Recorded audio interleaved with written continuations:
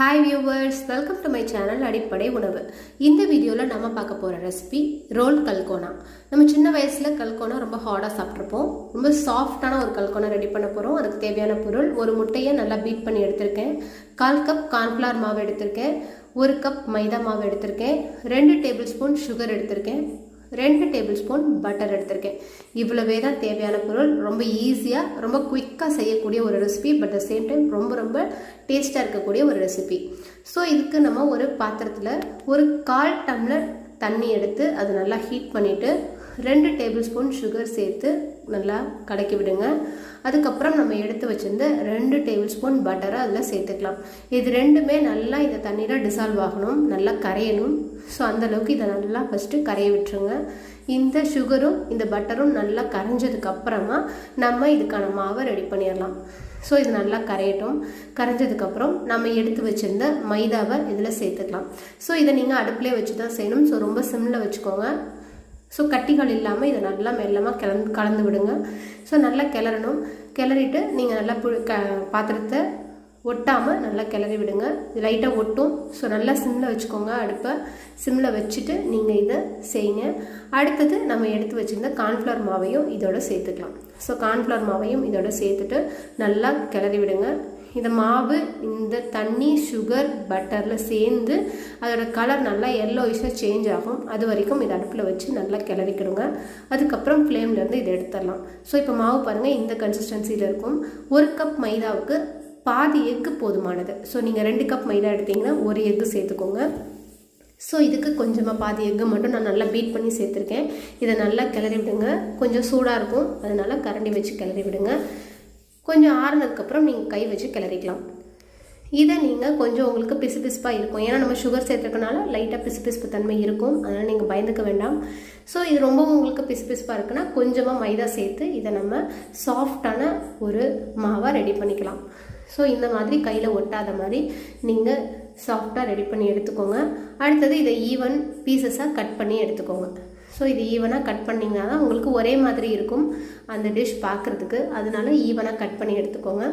Cut பண்ணி எடுத்துகிட்டு இதை நல்லா நீளமாக கையில் தட்டி இதை ரோல் பண்ணிக்கோங்க. இல்லை உங்களுக்கு நீங்கள் பிடிச்ச ஷேப்பில் இதை நீங்கள் ப்ரிப்பேர் பண்ணிக்கலாம். ஒன்று ஒரு ஸ்கொயர் ஷேப்பாவோ இல்லை ரவுண்ட் ஷேப்பாவோ பண்ணிக்கலாம். பட் இது இந்த ரோலாக பார்க்கும்போது பார்க்குறதுக்கு ரொம்ப அழகாக இருக்கும். அதனால் நான் அந்த ஷேப் ஃபாலோ பண்ணியிருக்கேன். உங்களுக்கு அதில் டிசைன் வேணும்னா நீங்கள் ஃபோக் வச்சு கூட டிசைன் மேக் பண்ணிக்கலாம். ஸோ அது உங்களோட விஷ், உங்களோட க்ரியேட்டிவிட்டி. நீங்கள் எப்படி மாவு வேணுமோ அந்த மாதிரி நீங்கள் இதை ரோல் பண்ணி எடுத்துக்கலாம். நான் இந்த மாதிரி ரோல் பண்ணி எடுத்திருக்கேன்.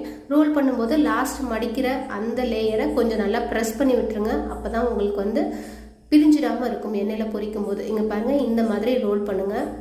ஸோ ரோல் பண்ணி எடுத்து நல்லா ஒரு ப்ரெஸ் கொடுத்து வச்சுருங்க. அப்போ தான் நமக்கு எண்ணெயில் பொரிக்கும் போது இது நமக்கு பிரிஞ்சு வந்துடாமல் இருக்கும்.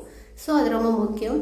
ஸோ அப்போ தான் பார்க்குறதுக்கு நமக்கு அழகாக இருக்கும். இந்த மாதிரி நீளமாக நல்லா கொஞ்சம் கனமாகவே தட்டிக்கோங்க. ரொம்ப மெலிசாக தட்டினீங்கன்னா முறுமுறுன்னு வந்துடும். அப்போ நமக்கு அந்த சாஃப்ட்னஸை நம்ம ஃபீல் பண்ண முடியாது. அதனால் இதை மெல்லமாக ரோல் பண்ணி ஒரு ப்ரெஸ் கொடுத்து எடுத்து வச்சிட்டிங்கன்னா நமக்கு ரெடி ஆகிடுச்சு நம்மளோட ரோல்ஸ் எல்லாமே. ஸோ இந்த கல்கோனா நம்ம கொஞ்சமாக ஆயில் ஹீட் பண்ணிவிட்டு இதை நம்ம ஒன்றோட ஒன்று ஒட்டாமல் தனித்தனியாக போட்டு நல்லா ப்ரௌனிஷ் ஆனதுக்கப்புறம் எடுத்திங்கன்னா நமக்கு ரொம்ப சாஃப்டான ரொம்ப ஈஸியாக செய்யக்கூடிய ஒரு கல்கோனா ரெசிபி இது. ஸோ நீங்கள் கண்டிப்பாக ட்ரை பண்ணி பாருங்கள். ரொம்ப சாஃப்டாகவும் இருந்துச்சு, ரொம்ப சூப்பராகவும் இருந்துச்சு. ஸோ ஒரு மைல்டு ஸ்வீட்டில் ஒரு ரெசிபி இது. ஸோ நீங்கள் இந்த தீபாவளிக்கு இதை கண்டிப்பாக ட்ரை பண்ணிவிட்டு எப்படி இருந்ததுன்னு எனக்கு சொல்லுங்கள். இதை கண்டிப்பாக மிஸ் பண்ணிடாதீங்க. ரொம்ப ஈஸியாக செஞ்சிடலாம். அதே நேரத்தில் நமக்கு ரொம்ப செலவும் எடுக்காத ஒரு விஷயமும் கூட, ஒரு டிஷ்ஷும் கூட. அதனால் கண்டிப்பாக ட்ரை பண்ணுங்கள். நம்ம சேனலை நிறைய பேர் சப்ஸ்கிரைப் பண்ணாமல் பார்த்துட்ருக்கீங்க. நீங்கள் பார்க்குற வரைக்கும் எனக்கு ரொம்ப சந்தோஷம்.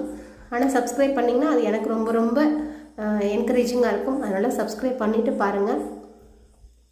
நான் உங்களுக்கு புது டிஷ்ஷஸ் நான் உங்களுக்கு அப்லோட் பண்ணிகிட்டே இருக்கேன். ஸோ இது நமக்கு ப்ரௌனிஷ் ஆனதுக்கப்புறம் இதை நீங்கள் டிஷ்யூவில் மாற்றிடலாம். இது நீங்கள் ஆயிலில் பொரிச்சிங்கன்னு சொல்லவே மாட்டாங்க, ஏன்னா 0% ஆயில் அப்சர்ப்ஷன் இருக்கும் இந்த ரெசிபி பொறுத்த வரைக்கும்.